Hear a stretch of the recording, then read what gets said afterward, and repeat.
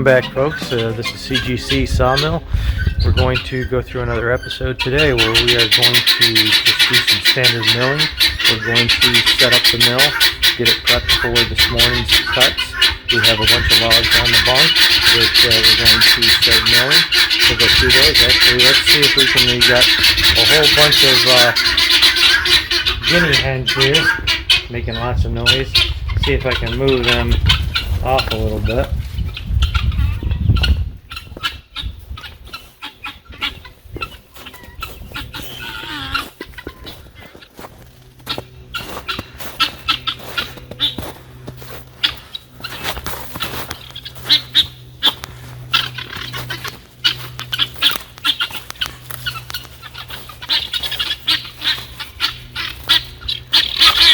Pretty bird, but boy are they noisy.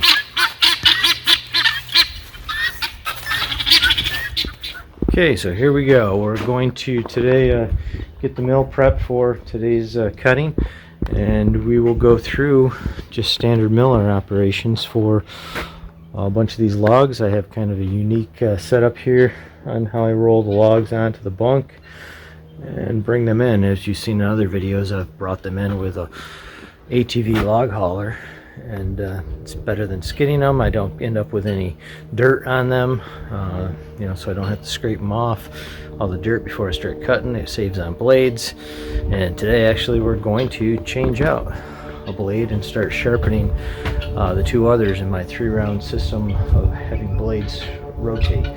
So let's get started today with we'll start prepping the sawmill, and then we'll roll our first log on. We'll get our sharpener ready to go, and we'll start milling and sharpening.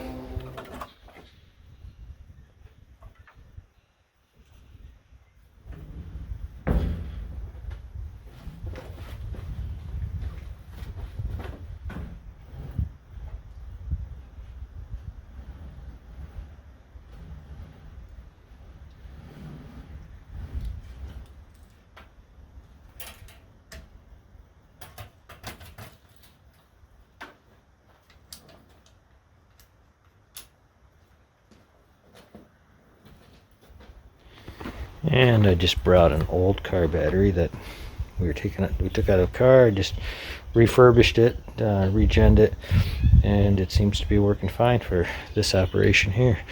So I keep that charged. I do keep that inside during the winter, and then I just brought it out today to do this. So what we have on this side, so this is a DC motor on this, so we have a red and a black, and of course the red goes to the positive, the black goes to the negative. Okay, now we're going to add some water to it. I'm going to take this hose that comes off the bottom of the water tank and reattach it to this valve right here, which allows the water to run and come out onto the blade. So I unattach that and drain the reserve every night during the winter, right? Because there's a chance of freezing, so you have to connect that back up. We will now add some water to this.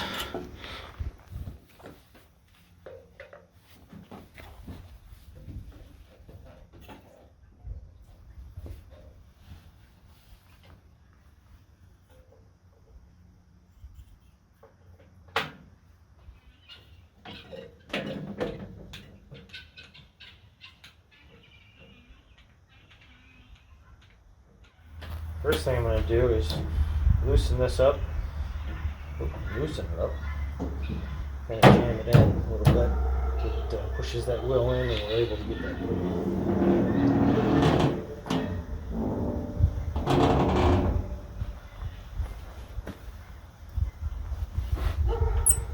Take our blade guard off.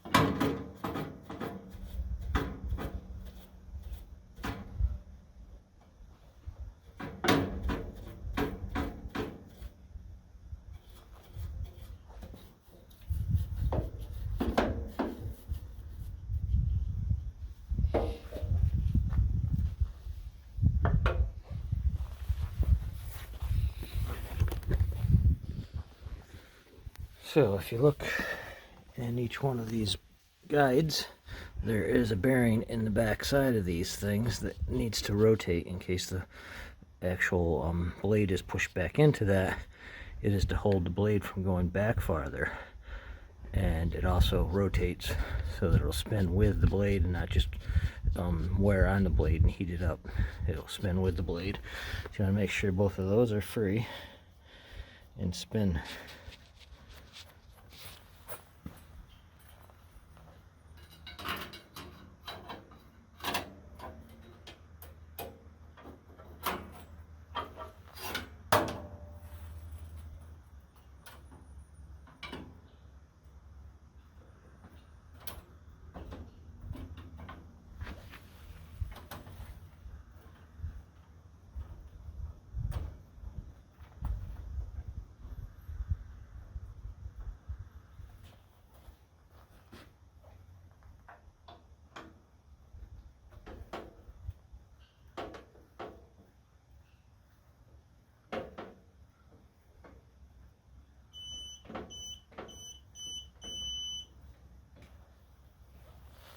So now that we've tightened this to 25 foot-pounds, we want to make sure our rubber belt is kind of extended out here, and that's normal. You want this out here because we put a lot of pressure on the belt. We want to make sure that there's the blade is not touching the metal of the wheel, so that there's enough rubber in between there that we're not touching. And you want to check both sides, make sure we're not touching metal. What we're going to do now is we're going to rotate this wheel and watch what this does. See if it drifts in or out on the spindle. So we'll rotate this several times.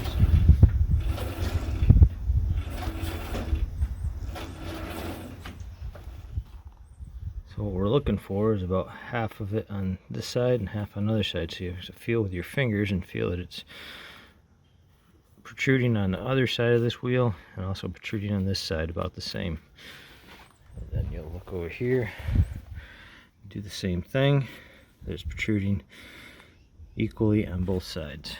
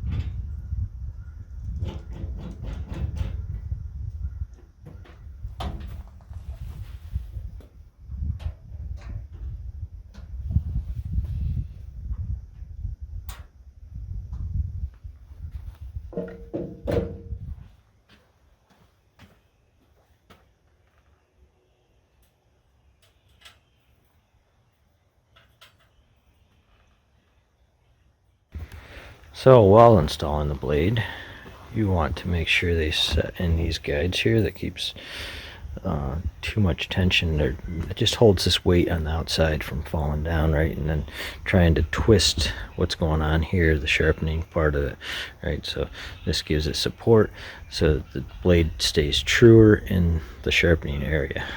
So you want to make sure you hit it on both of those, make sure they set in there.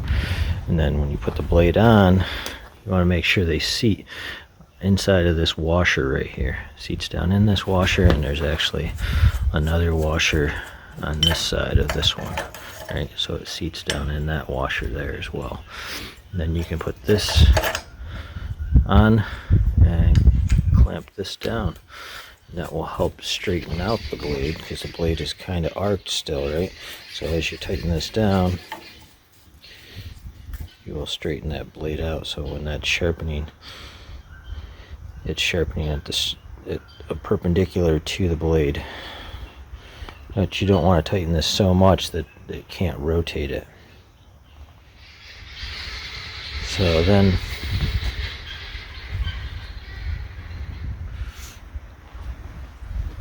Something going on down there with the birds flying away after something.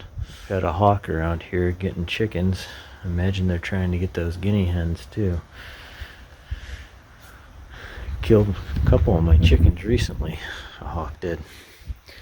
Alright, so let's get back to this. So we've got that in there. One thing that I will do is this actually gives you your spacing of how far it pushes each time it pushes a blade forward. So what I like to do when I start off is I push this way out so that it'll push it the farthest away so that I'm not actually hitting on the grinding wheel.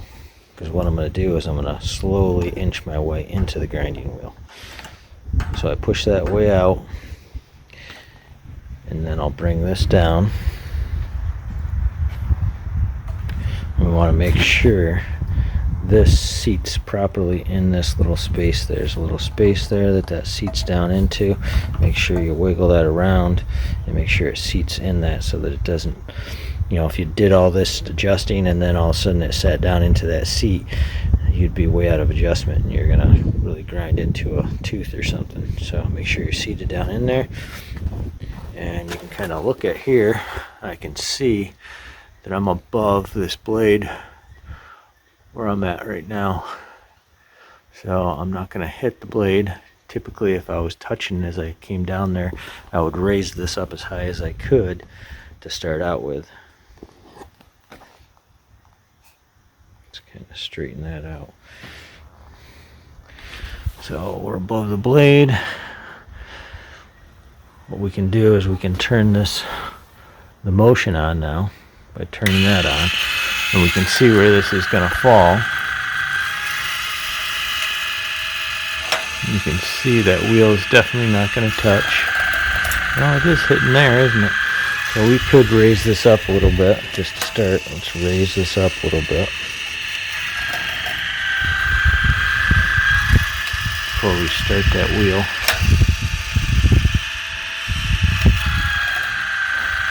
Still just barely touching.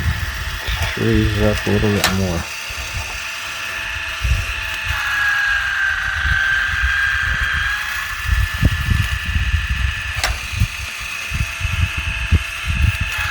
So now it's not touching. We can actually back this off a little bit and get that closer.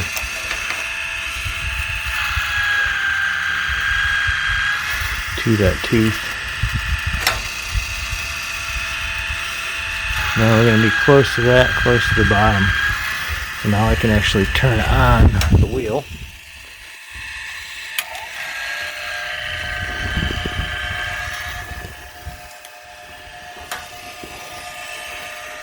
Get that spinning. You can see we're not touching anything.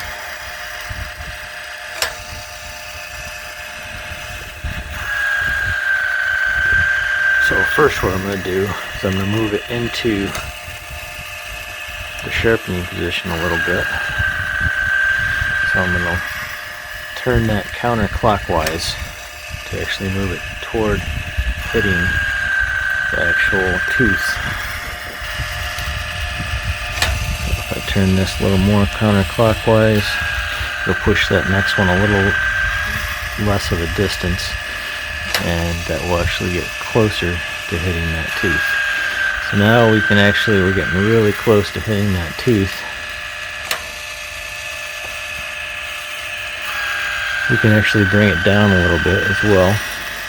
Now, so we can get really close to the floor, and that's counterclockwise to bring it down.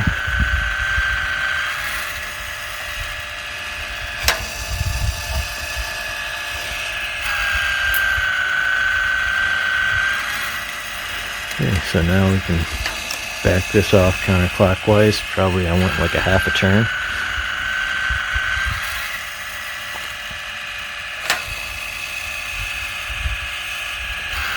Wasn't quite enough. Do another half a turn.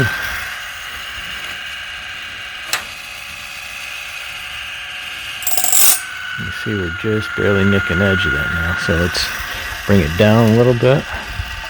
Probably did almost a full turn there. Yeah, full turn was too much. bring it back up a quarter turn.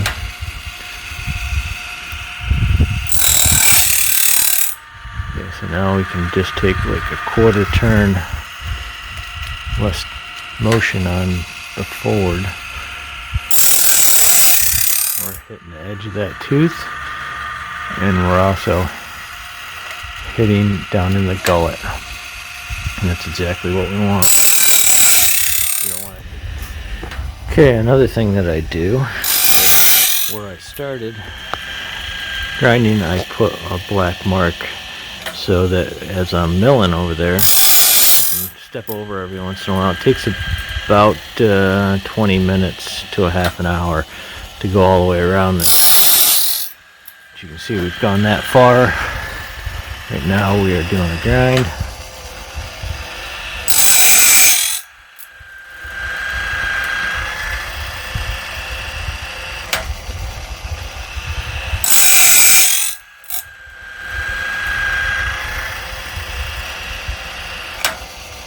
So you want to make sure you're hitting the edges of that tooth and getting into the gullet. Alright, let's get to milling. So I'm going to go over this again. Again, I mean, other episodes I've actually done this, but I'm a new channel, and I figured, well, let's go over this again, how I've got this set up, and it may inspire ideas for you guys, and you may be able to comment and actually give me some ideas on how I could better do this. So basically, I set up some bunks and a ramp so that I can come up and drop my logs and just roll them right onto this bunk here, and then roll them onto the actual mill bed. So as you see, I'm spitting my sawdust back at my logs. You can see there's a lot of sawdust on them, but it serves two purposes for me. It kind of keeps all my mess to that side, so when the bark's falling off or something else drops down in there, it's all in one kind of pile, and I can scoop that stuff up. I can either put it on my gardens, use it for my chickens, use it for different things, just to create good dirt, right? So out of the sawdust. Other things, right? So people say, well, you're loading on your bunk the wrong way, which is fine with me. I roll them on this side. I just have to put those braces up so that I make sure I don't roll it off onto the ground on this side, because then it would be a pain to get back up on there. And this, by doing that, by pushing everything on one side, my logs are on the same side as I throw my sawdust, it actually allows me a space here as soon as I get done cutting to just stack and sticker my wood right here on some pieces of 2x4 and build up. As I'm doing this, is all ash here. This is all ash wood, so I will sticker this in different ways, because I'm going to do different widths, different sizes out of this stuff. Some of it is going to be beams, some of it's going to be 1x, some of it's going to be 2x, but it'll allow me to put stuff here, and then once I get done with all these ash, then I can move them to my other piles that I have that are ash 2x, and I have ash 1x over there. I have ash 4x4s, and then I have way over there I have a bunch of ash beams. So that's how this system works for me. This is right on concrete. I do not have it screwed in. I did put a couple of screws into the concrete, but they didn't hold, so this mill can move a little bit.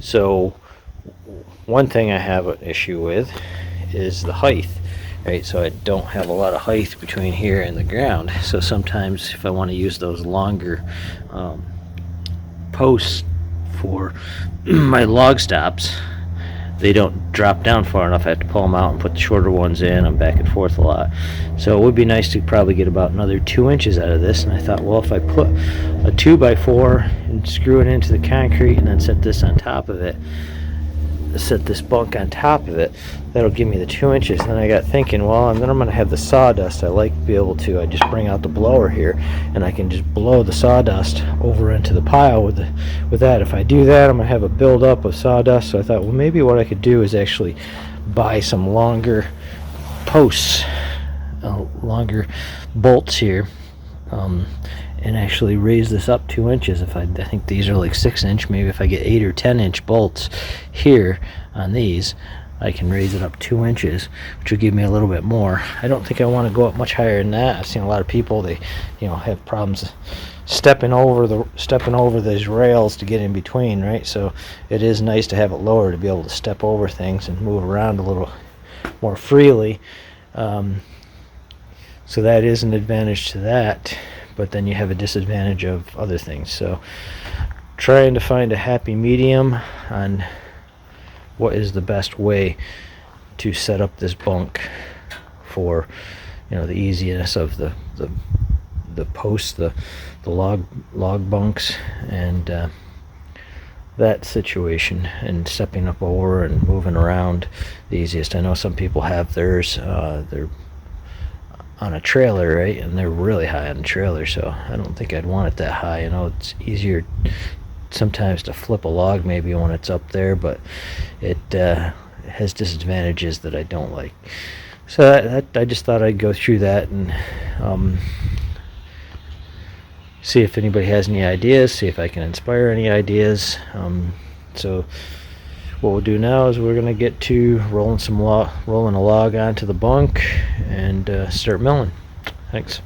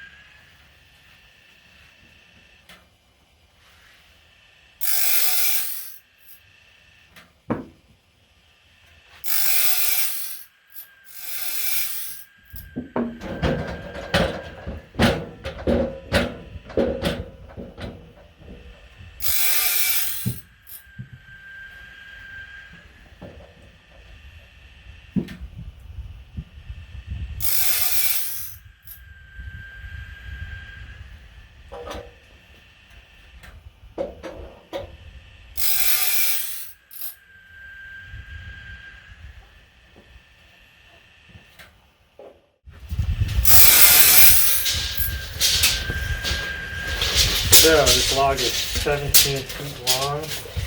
It's like 8 inches wide toward the center. So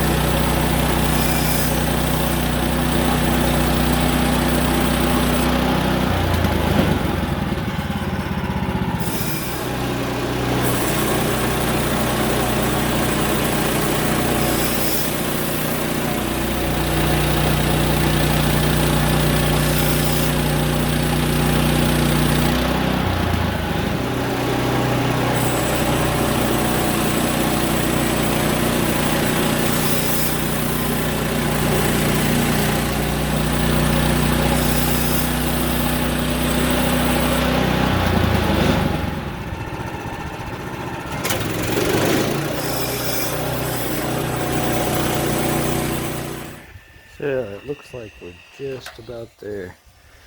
Our mark is right there. Got a couple more teeth to go, and we'll be done with that blade.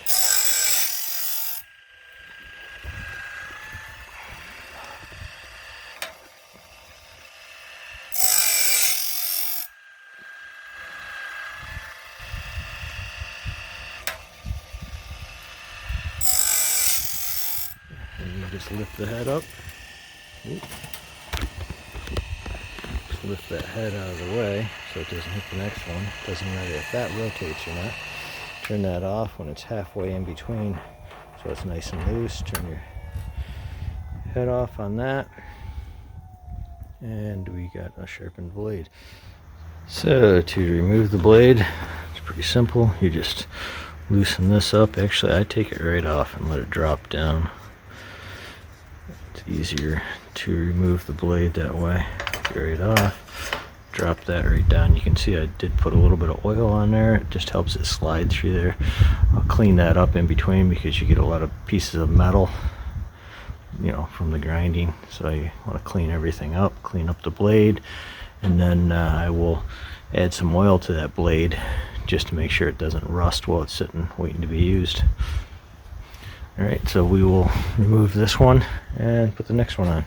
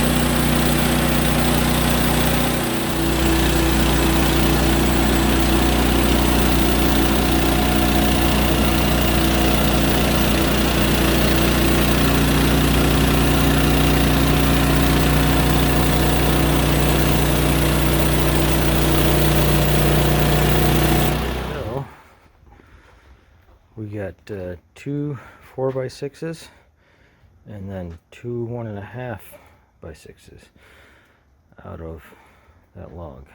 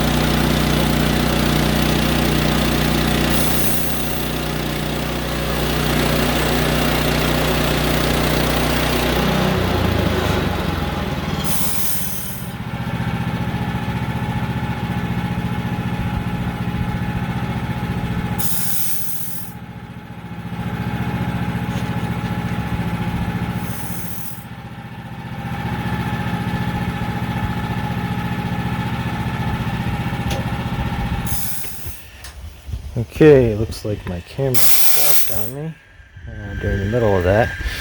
Not sure where. I'll have to figure out where that was it stopped, but we ended up with 4 nice pieces. This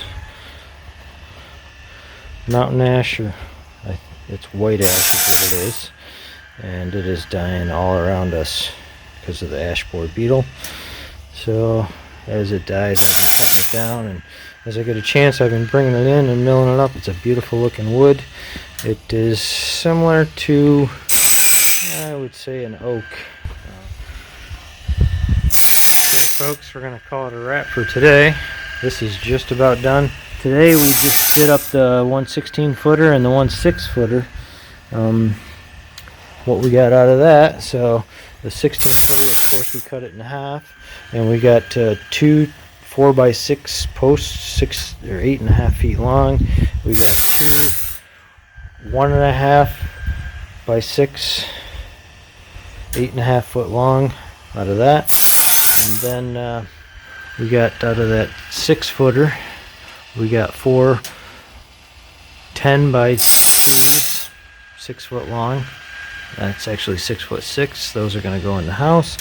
And then we just finished up with these 2 here, which are 8 inches. So we have a 2 by 8 here, 2 by 8, 6.5 feet long, and then 1 by 8. So we're going to close up for the day. Typical thing, we got to drain the water out of my reservoir. You know, always remember that. You don't want that freezing up, crack things. That'll make for a bad day when you come out here and see everything broken up. We've got to loosen the tension on the blade. And as you can see, I've got 1 blade hanging there that's been sharpened, and this one is just about sharpened. So we'll have our three blade rotation going again, and with all this ash that needs to be cut up, we'll go through those 3 blades and have to sharpen them again just because of the density of that wood. Alright folks, I appreciate you watching, and thanks again. We'll catch you on the next episode. Bye.